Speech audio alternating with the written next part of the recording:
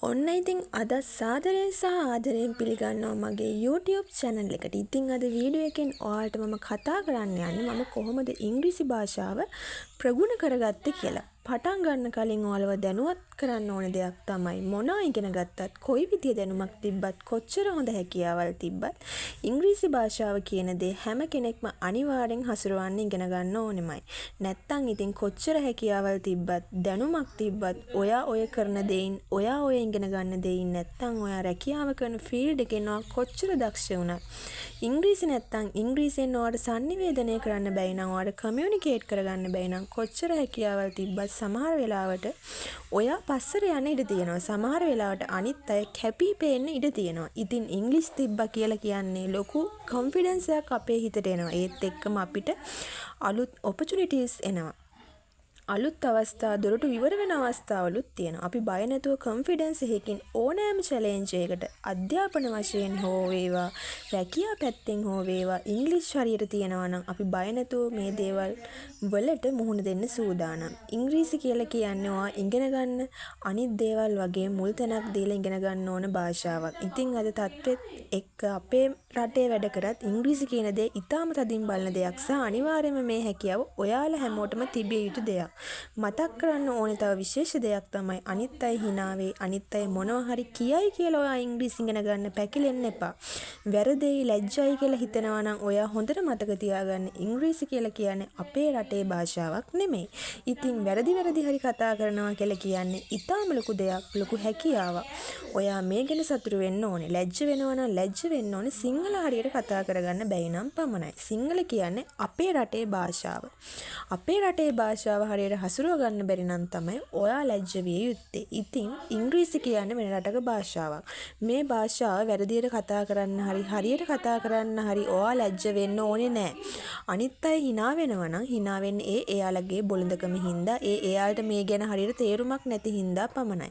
ඒක හොඳට මතක තියාගන්න. ඉංග්‍රීසි කියන්නේ ඉගෙන ගන්න කැමැතිම භාෂාව සහ මට හසුරවන්න පුළුවන් එකම භාෂාව ඉංග්‍රීසි. ඒ සබ්ජෙක්ට් එකට මම පොඩි කාලේ ඉඳන් මාරම කැමතියි. ඒ ආසාව කැමැත්ත හින්දාම ඉතාම උනන්දුවෙන් ආසාවෙන් මේ දේවල් ඉගෙන ගන්න සහ ඉංග්‍රීසි වලට මම පොඩි කාලේ එක වසර දෙක වසර වගේ කාලේ ගියාට පස්සේ කැම්පස් දක්වා මම තනියෙන් තමයි ඉගෙන ගත්තේ. ඉංග්‍රීසි පේපර් එක මම 90ට වඩා ගත්තා.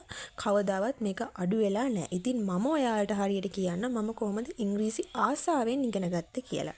මම හැමදාම කරපු දෙයක් තමයි ආසාවෙන් ඉංග්‍රීසි පොත් නිතරම වගේ කියවනවා. ඉතින් මෙහෙම කියවද්දි අමාරු වචන තියෙනවනේ. ඒ අමාරු වචන අරන් ඒකේ තේරුම වෙනම පොඩි පොතක් අරන් difficult words අමාරු වචන කියලා ගහලා ඒ වචන තේරුම එවෙලෙම මම ඩික්ෂනරි එකෙන් හොයලා මම එතනින් ලියා ගන්නවා. මම මේ අමාරු වචන යොදාගෙන සෙන්ටෙන්සස් හදනවා. ඒ කියන්නේ වාක්‍ය හද මම පුරුදු වෙනවා. ඉතින් ඒ කාලේ මං ගාව ෆෝන් එකක් තිබ්බේ නැහැ. නිතරම ඩික්ෂනරි එක යූස් කළා.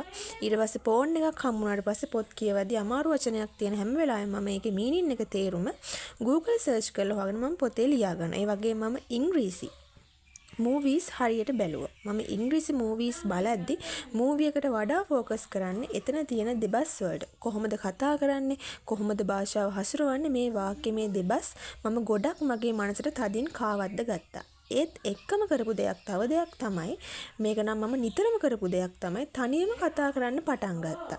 ඉංග්‍රීසි වලින් තනියම කතා කරන්න පටන් ගත්තා. මගේ ඉස්සරහා ඔඩියන්ස් එකක් නැත්තම් මිනිස්සු කණ්ඩායමක් ඉන්නවා කියලා හිතාගෙන මම එයාලට විවිධ මාතෘකා යටතේ විවිධ ලෙක්චර්ස් වගේ දේවල් කියලා දෙන්න පටන් ගත්තා.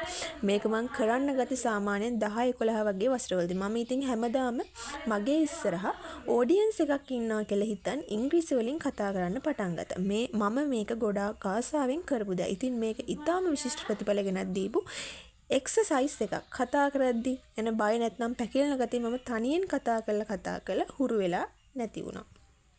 මං කරපු දේ බලද්දි ඒක විෂුවලයිසේෂන් එක්සර්සයිස් එකක්. ඔඩියන්ස් එකක් ඉන්නවා කියලා හිතන් මම පර්ෆෝම් කළා. ඒ කියන්නේ මම ඉංග්‍රීසි වලින් කතා කළා ලෙක්චර්ස් වල එක ස්පීචස් දෙනවා. ඉතින් මේක විෂුවලයිසේෂන් එක්සර්සයිස් එකක්. දැන් හිතලා බලද්දි ඔන්න ඕක තමයි වෙලා තියෙන්නේ. ඒ වගේම සන්ඩේ ටයිම්ස් පත්තරේ හැම ඉරිදම අරගෙන බලන ආසාවෙන් මම මේ දේවල් මම ඉගෙන ගත්තා. අමාරු වචන ලියා ගත්තා. තනියම කතා කළා සෙන්ටෙන්සස් හැදුවා movies බැලුවා. යාළගේ දෙබස් වල සවන් දුන්න මේ දේවල් මම ඔක්කොම ආසාවෙන් කළා. උනන්දුවෙන් කළා. ඉතින් එහෙම කරපු හින්දා තමයි ක්ලාස් එකකටවත් හරියට නොයා මට ඉංග්‍රීසි ඉතාම පහසුවෙන් ප්‍රගුණ කරගන්න පුළුවන් වුණේ. ඉතින් මම ඔයාලට කියන්න කැමති විෂුවලයිසේෂන් යොදාගෙන භාෂාවක් හොඳටම පුළුවන් කියලා විෂුවලයිස් කරලා අනෙක් අය ඉස්සරහට ගිහින් හොඳට කතා කරනවා. ඉංග්‍රීසි ඉතාම ලොකු ආත්ම විශ්වාසයකින් ලොකු කොන්ෆිඩන්ට් එකක් එක්ක අනිත් අය ඉස්සරහ ඔයා ගිහින් කතා කරනවා. කිසිම බයක් ලැජ්ජාවක් නැතුව විෂුවලයිස් කරන්න. ඔයාට හැමදාම පුළුවන්. ඒත් විෂුවලයිස් කරා කියපු පළියට ඉංග්‍රීසි පොතක්වත් අල්ලන්නේ නැතුව දවසට වචන 5ක්වත් ඔයා බලන්න නැතුව ඉංග්‍රීසි මූවි එකක් ටීවී එකේ ගිය ගමන් ඕක බලන්න බෑ. ඉංග්‍රීසිනේ තේරෙන්නේ නැහැ කියලා ඕක අල්ලලා දාලා ඉන්නවා නම් මේ විදිහට කවදාවත් ඉංග්‍රීසි ඉගෙන ගන්න බෑ. ඒ හින්දා ඔය තියෙන බය නැති කරගන්න. මේක අමාරුයි කරන්න බෑ. පොඩි කාලේ ඉඳලා මට හරියට දැනුමක් ලැබිලා නැහැ. ඒ හින්දා මට තේරෙන්නේ නැහැ කියලා පස්සට යන්න එපා. ජීවිතේට අවස්ථා එද්දී ඒවට බය නැතුව මුහුණ දෙන්න.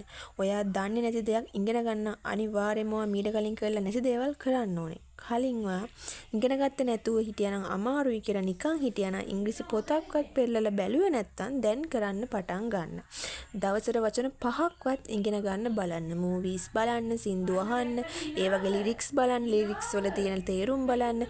මේ විදිහට උනන්දුවෙන් ආසාවෙන් ඉගෙන ගන්න. මාස 3ක් වගේ අඩු කාලයකදී ඔයාලට ඉතාම පහසුවෙන් ඉංග්‍රීසි ඉගෙන ගන්න පුළුවන් මේ. මමත් ලොකුවට ක්ලාස් ගිහලා කරපු දෙයක් නෙමෙයි. ගෙදර ඉඳන් මේවා ප්‍රගුණ කරන්න පුළුවන්. ඉතින් මම හිතනවා මේ වීඩියෝ එකෙන් ඔයාලට අදහසක් ගන්න පුළුවන් වුණා කියලා. මට බෑ මට අමාරුයි කියලා ඉන්න එපා. අලුත් අවස්ථාවලට බය නැතුව මුහුණ දෙන්න.